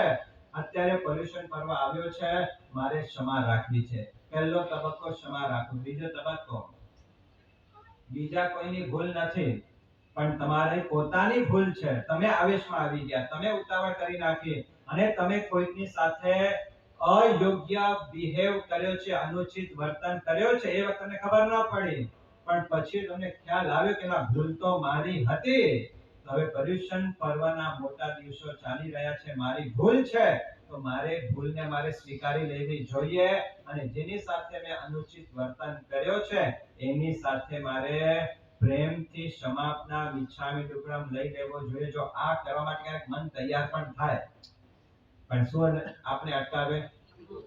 ક્યાંક આપણો અહંકાર, ક્યાંક આપણો ઈગો, ક્યાંક આપણે અભિમાન આપણને અટકાવી દેતો હોય છે કે ભાઈ આ મિચ્છામિ માંગવાની જરૂર શું છે, થઈ ગયો. પણ ક્ષમાપના ધર્મ કર્યા વિના આત્મા ચોખ્ખો થતો નથી. આપણી તમામ ધર્મ આરાધનાઓને કલુષિત કરનાર આ અહંકારનો તત્વ છે. જ્યાં અહમ છે ત્યાં અરહમ આવી શકતો નથી અને અરહમને હૃદયમાં સ્થિર કરવો હશે તો અહમને દૂર કરવો પડશે. બીજો તબક્કો બતાડ્યો છે, ક્ષમા માંગી લો. પહેલો તબક્કો ક્ષમા રાખો, બીજો તબક્કો ક્ષમા માંગો અને ત્રીજો તબક્કો આપ્યો છે કે કોઈકે તમારી સાથે અનુચિત વર્તન કર્યું, તમે નથી કર્યું, કોઈકે કર્યો છે, પણ આજે એને પોતાના ભૂલોનો અહેસાસ થયો છે અને એ વ્યક્તિ આજે તમારી પાસે જ્યારે ક્ષમા માંગવા માટે આવે છે ત્યારે મોટું મન રાખીને એને ક્ષમા આપી દો. આ ક્ષમા ધર્મની આરાધના બતાડી છે. એ વખતે ક્યાં ગયા તેનો મગજ હવે આવ્યો છે ને, એ વખતે મગજ નહોતું, પણ આજે મગજ ઠેકાણે આવ્યો છે.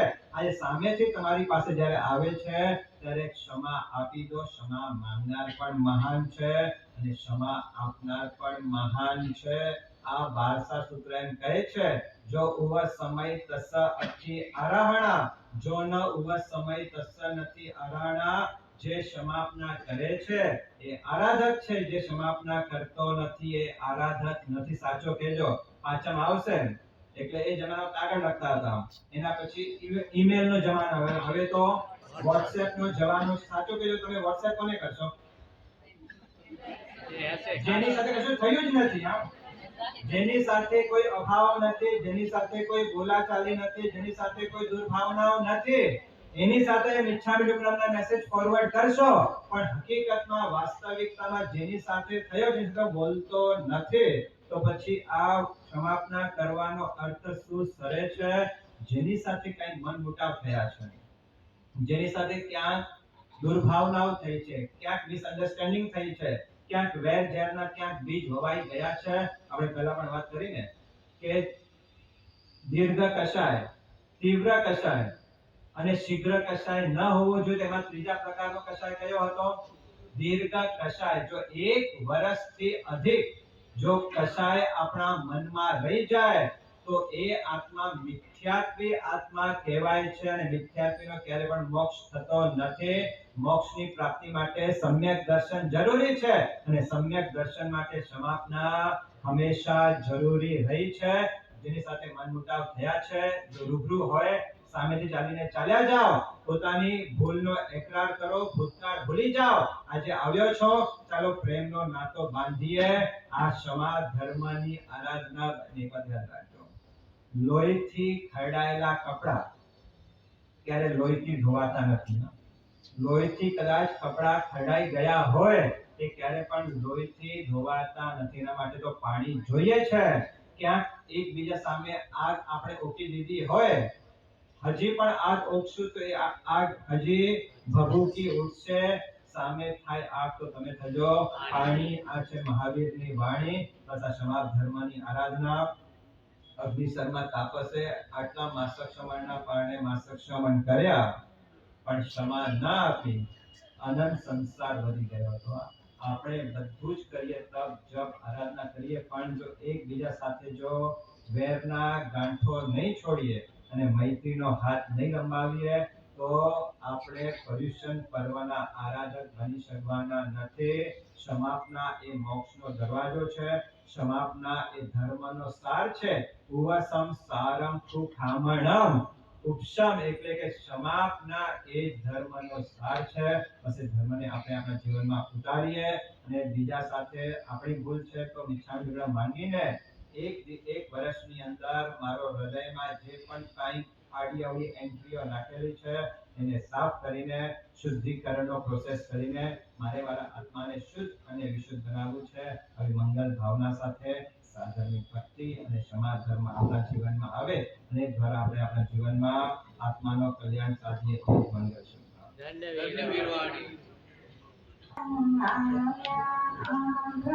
જાગો મેરે સંતાન આયા પર્વ કયો સન્માન આયા પર્વ કયો સન્માન દાન સિયત ભાવના ફૂલરી કરજો સૌ સન્માન આયા પર્વ કયો સન્માન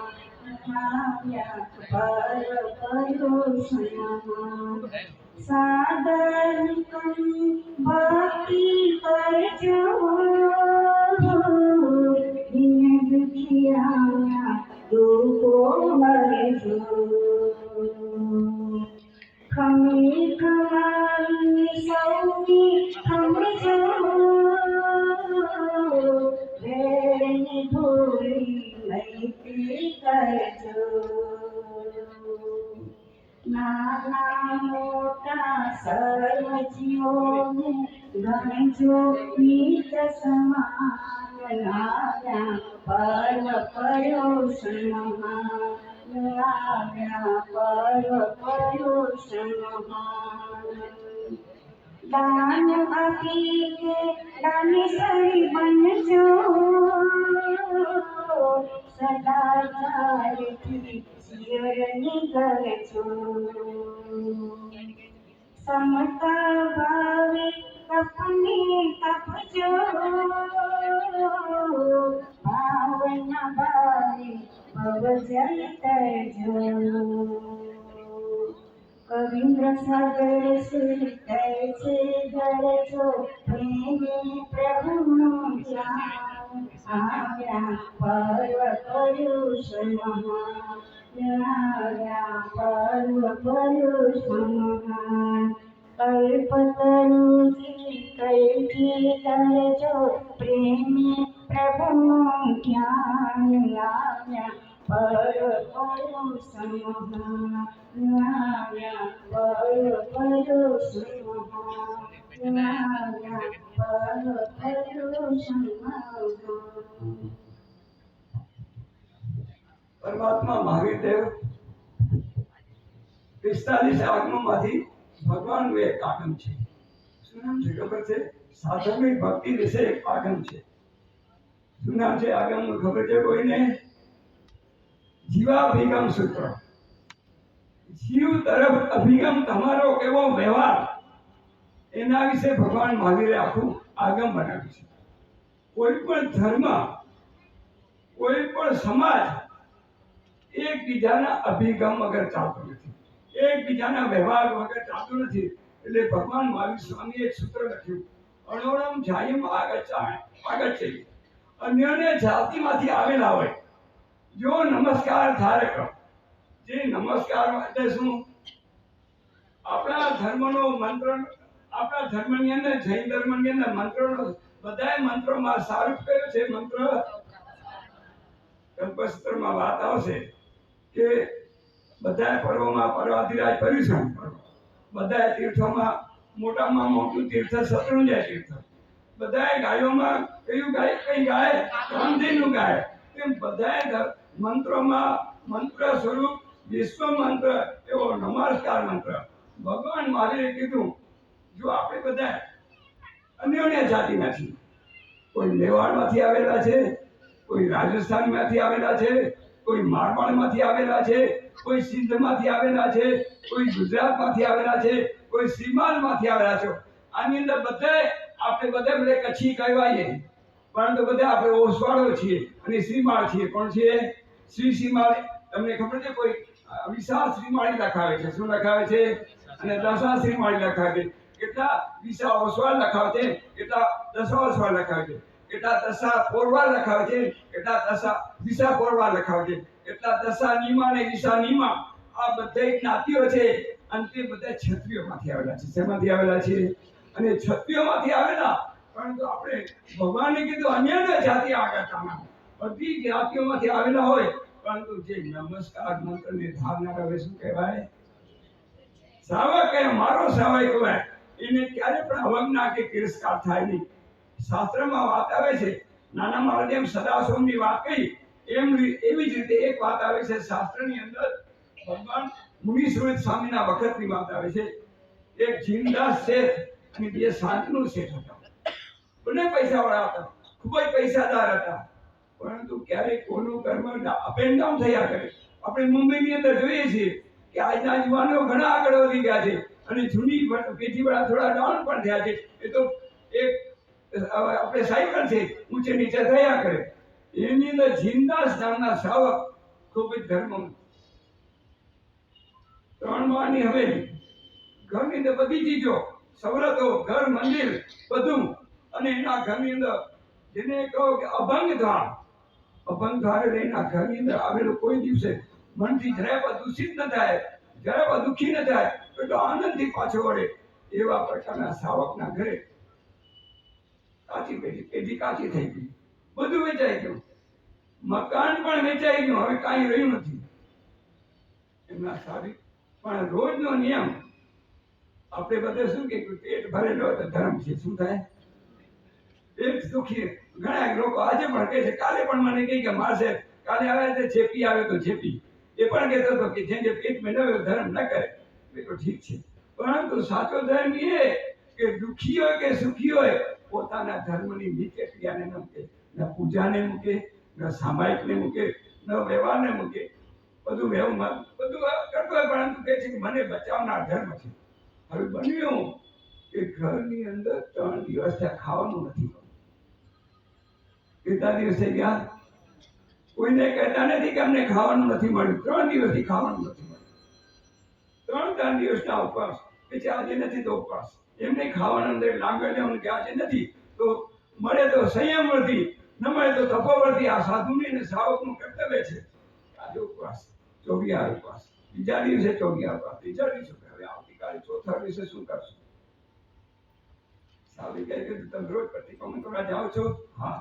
કે અમે તો ક્યારે અમે તમારા શ્રાવકોના કેવી રીતે બેસો અમને ખબર ન હોય. હાજી સાવી કહો ને પૂજા વખતે જોઈ જાય કે કેટલા શ્રાવક થાય. ક્યારે કોઈ સાવિકાઓ પણ પ્રતિક્રમણ કરાવે, ક્યાંય ન જાણતો તો પ્રતિક્રમણ સાવિકાઓ પણ કરાવે છે. પરંતુ એ સમયમાં મર્યાદા હતી. ઉપવાસ અંધારી હતા, થાંભળાવાળા ઉપાશ્રય હતા, કોઈ દીવાબત્તીની કોઈ સગવડ ન હતી. અંધારી ઉપાશ્રય છે. તમારી બાજુમાં કોણ બેસે છે? સાવિકા બહુ સુજ્ઞ હતા. બધા શ્રાવકોને બધાને મળતા હતું. મારી બાજુમાં શાંતનો શેખ બેઠે છે. સાવિકા ચબરક હતા. એમને કીધું કે તમે જ્યારે પ્રતિક્રમણ કરો અહીંયા તો તમે બધા પ્રતિક્રમણમાં કપડા બદલાવી નથી આપતા કરતા. ખરેખર શ્રાવકનું કર્તવ્ય છે કે ધોતીઓ પછેડી હોવી જોઈએ. જેમ ભગવાનની પાસે આપણે ધોતીઓ પછેડીને પહેરી જઈએ અથવા તો પછી ન છૂટકે જભો ને લેંગો, પરંતુ પેન્ટ શર્ટ સામાયિક પ્રતિક્રમણ ન થાય. સમજ્યા કે નહીં? તમારે પ્રતિક્રમણ કરવું હોય તો ધોતીઓ પછેડી હોવા જોઈએ અને આ દિવસોમાં પ્રતિક્રમણ કરવું જોઈએ.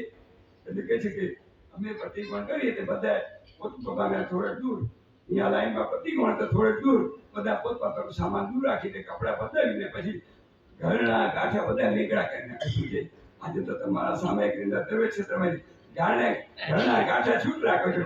એ સમયમાં ઘરના કાંઠા હોય, હાર હોય, નીતિ હોય, બધું. આજે તો ઘડિયાળે પહેલા મોબાઈલ રાખતા નથી ને બાજુમાં. મોબાઈલ પર લખાય નહીં, કારણ કે નહીં તો દોષ લાગે. આવી બધી વસ્તુઓ છે, મોબાઈલ ન રખાય તો બધું દૂર રાખી દે. હવે એમણે કીધું તમારી બાજુમાં કઈ છે કોણ બેસે? કે મારી બાજુમાં શાંતનું છે. એક કામ કરજો કે શું તમે જયારે પ્રતિક્રમણ ત્યારે રેલું પાડી લેજો. શું કીધું? સાવિકાએ બહુ બુદ્ધિશાળી હતા, સમજુ હતા, શાંત હતા અને સામેવાળાને જાણતા હતા. એટલે કીધું તમે શાંતનો શેઠ ના કરે. શાંતનો શેઠ પહેલા તમે પ્રતિક્રમણ કરી લેજો. અને શાંતનો શેઠ જે માણેકનો 9 લાખો હાર, કેટલો એ જમાનાનો 9 લાખ સોનામાંનો હાર પહેરે છે, એ તમે એમના ગજબામાંથી લઈ તમને મારી પાસે લઈ આવે. પછી તમને મારથી ન થાય. હું તમને કહું છું ને મારો આદેશ છે, તમારે કરવું પડશે. હું તમને સમજી વિચારીને કહું છું, તમારે કરવું જ પડશે. રડે છે કે મારાથી ચોરી કેમ થાય? આપણે ચોરી નથી કરવી, પરંતુ આજે કરવું પડશે. હું તમને આપણે ન કરવું પડે પણ કરવું પડશે. વિચાર કરો, શાંતનું શેઠ દુનિયાની અંદર પ્રસિદ્ધ 9 લાખ વાર પહેરતા હતા, એ કેમ ચોરાય? એ ચોરવું પડશે. લઈ આવજો શાંતનું શેઠ, નવ શેઠ લઈ આવજો. જિંદા શેઠ ગયા, બધા પ્રતિકોણ કર્યું. પ્રતિકોણ અંદરમાં ગભરામણ હતી કે આ શું કરી રહ્યો છું. હંમેશા કોઈ ચોરી કરતા આપણા અંદરમાં દુઃખ હોય, અંદરમાં ઝંઝાવાત હોય, ભયંકર પીડા હોય, એની સાથે પ્રતિકોણ વહેલું ભારી લીધું અને હેરાનો હાર લઈ માણેકનો હાર લઈને નીકળી ગયા. સારી કરીને આપણે ઘરમાં રાખી દીધો. રાતના સુઈ ગયા. ઘરમાં કાંઈ નથી, હજી પાણી નથી કર્યું. અને કીધું સવારના પોરમાં, સવારના 9 વાગે પેટી ખુલે છે, તમે જજો. આ 9 લાખ સોનામાંનો હાર તમે લઈને જજો.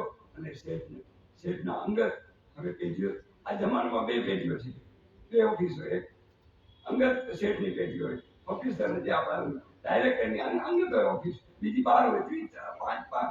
મેં પણ ઘણી ઓફિસો જોઈ છે કે અલગ અલગ પ્રકારની ઓફિસ હોય છે. એની મુખ્ય માલિકની ઓફિસની અંદર આ જિંદા શેઠને કોઈ મનાઈ નથી. એટલે અંદર ગયા, શેઠ મળ્યા. શેઠે કીધું આવનાર એના માણસને દરવાજો બાંધતા. એને ખબર હતી કે શેઠની પરિસ્થિતિ નથી. અને શેઠ કેટલાય જગ્યાએ નોકરીની તપાસ કરી, કોઈ શેઠને રાખે ને કે શેઠ તમને રખાય, તમે તો આટલા મોટા ઉદ્યોગપતિ, તમે તો મોટા દાનવીર, તમે તો મોટા વેપારી, કોઈ રાખીની નોકરીમાં આજે શેઠની હાલત શું છે ખબર છે બધાને.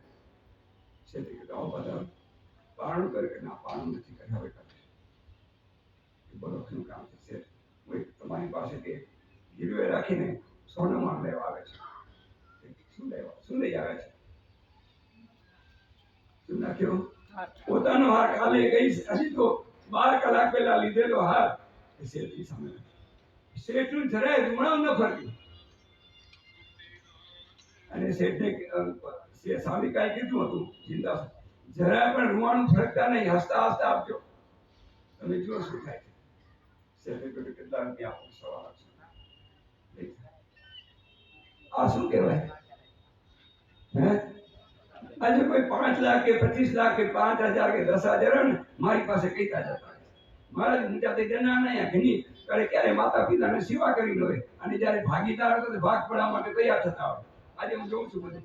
આજે મને આ સમાજની અંદર 25 વર્ષથી કે જોયા કરું, હું સાંભળ્યા કરું. એ બધું કર્મની દશા છે. તમારો પોતાનો કર્મનો વિચાર કરો કે આપણે શું કર્યું, આપણે લેવાને યોગ્ય છીએ, આપણે લાયકાત છે કે જે મા બાપને માટે જેને પોતાનું નેછાવર કર્યું હોય એને એના માટે તમે ભાગ પાડો, કેવા લાગો તમે?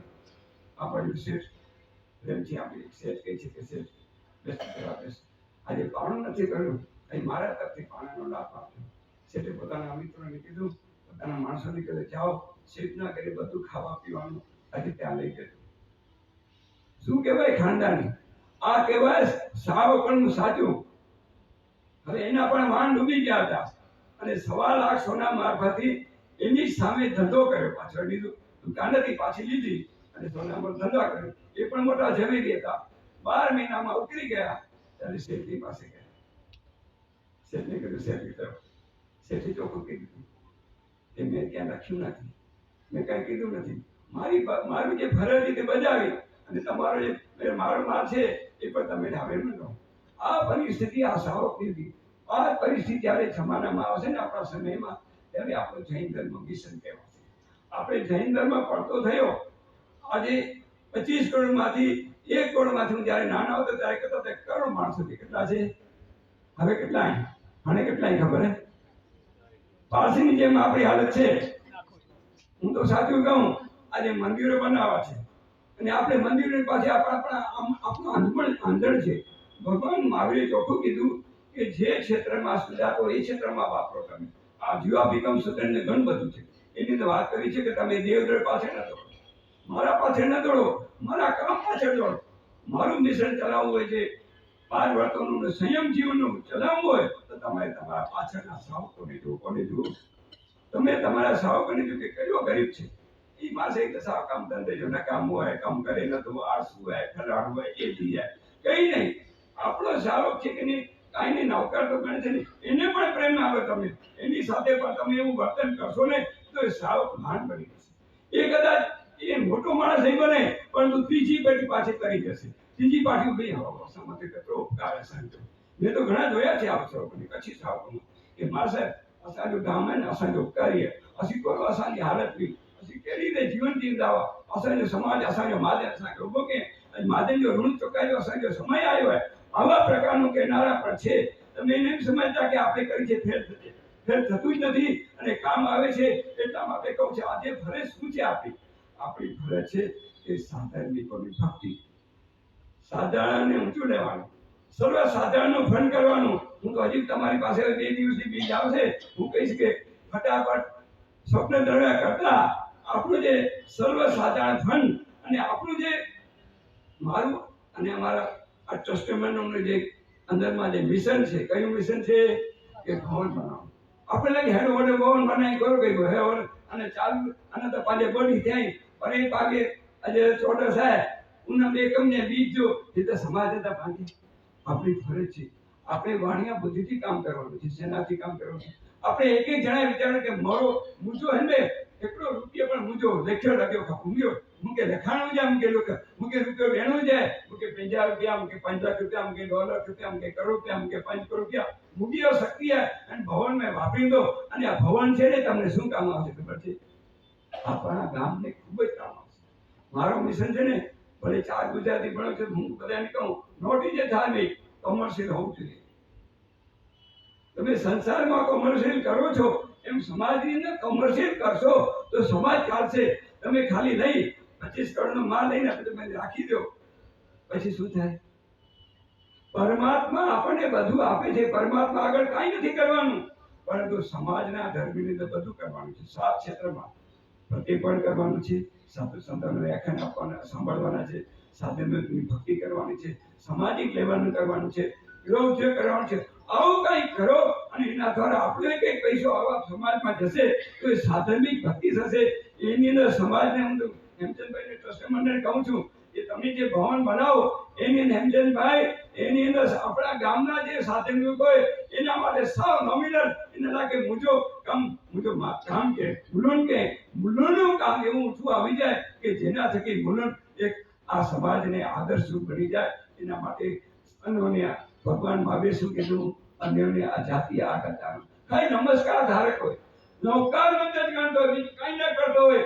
પરંતુ એને પણ આપણી ભક્તિ કરવાની છે એના માટે આપણે આ ભવન બનાવ્યા છે સાધનિક ભવન છે એની અંદર બધા ખૂબ જ તમે ખભે ખાવી લાવીને ખૂબ જ કોઈ જુઓ કોઈકને એવા આ સ્વભાવ છે કે સવે જીવા કમવશ કોઈ કર્મવશ જીવ હોય તે કી કહીએ તો નહીં તો ખરા એમને તો કીધું તું પણ અસાની એટલી ભાવના તો કીધું ને અસાંગે પ્રોત્સાહન નહીં હતો બહુ સારું હોય તું તો જે પ્રભાવ છે ਅਸੀਂ કઈ બોજ અને તો જો ઉપકાર મણીબો આવા પ્રકારની ભાવનાથી આપણે સુંદર કાર્ય કરીએ અને એના દ્વારા આગળ વધીએ એટલે સાધનની ભક્તિ ભગવાન મહાવીર કીધું કે ભગવાન મહાવીરનું શાસન આજે પણ ઘણા આપણા સમાજની અંદર ગામની અંદર ગામડાઓની અંદર સમાજોની અંદર સમાજોની અંદર કચ્છી વિશ્વાસ દેવાસી માધ્યમ કચ્છી સ્થાનિકવાસી માધ્યમ કચ્છી દશાવસર માધ્યમ બીજા વિશ્વાસી બધા માધ્યમો આજે પોતાના સાધન કરી રહ્યા છે આપણી જેવી સાધનની ભક્તિ કરીને આગળ વધીને આપણા સમાજને ભગવાન મહાવીરના આગળ વધીએ એ શુભેચ્છા સાથે હમણાં એક કાર્ય પ્રસંગ બની ગયો વર્ધમાન નગરની જાતિ 2021 મારું ચાપરમાં હતું હું સમાજને જોયા કરું આખા ગામની અંદર પગલા કર્યા ખૂબ જ મધ્યમ વર્ગના બધા આપણા લગભગ 300 ઘરો હતા બધા ઘરે પગલા કર્યા ત્યારે લાગ્યું કે આ સમાજની અંદર વસ્તી વધી રહી છે આ સમાજ પાસે કાંઈ નથી એવી જ રીતે અમદાવાદની અંદર એક મહાજન હતું એની પાસે 50 વર્ષથી કહેવાતું મહાજન પણ મહાજન પાસે એક ફૂટ નથી રોજ ટોન મારો રોજ આગે અહીં મહાજન લખાયા હતા મહાજન જો આ માટે આ કરો એવી રીતે એ મહાજનને ટોન માર્યો તે 15 કરોડનું કામ થઈ ગયું છે એવી રીતે હમણાં વર્ધમાન નગરમાં ટોન માર્યો એની અંદર આપણા શ્રાવક શ્રી સમચંદભાઈને વાત કરી સમચંદભાઈ બીજા ઠાવીના શ્રાવક આપણા ધારણીબેન તુલસીભાઈ કોણસી એમણે કીધું સાહેબ મને સમાજ જો કમાય અમારે અસંખ્ય સમાજ જો કમાય તો વર્ધમાન નગરમાં એક સમાજનું ભવન બની ગયું આપણે બેઠા કોઈ સમાજનું ઉત્થાન થાય એવા પ્રકારના કાર્ય કરવાની આપણે વેડાવીએ, અનુમોદના કરીએ અને સમાજના કાર્યો વધુ આગળ વધે એ શુભકામના સાથે મારું મંગળ વક્તવ્ય કરું. ધન્ય વીરવાન.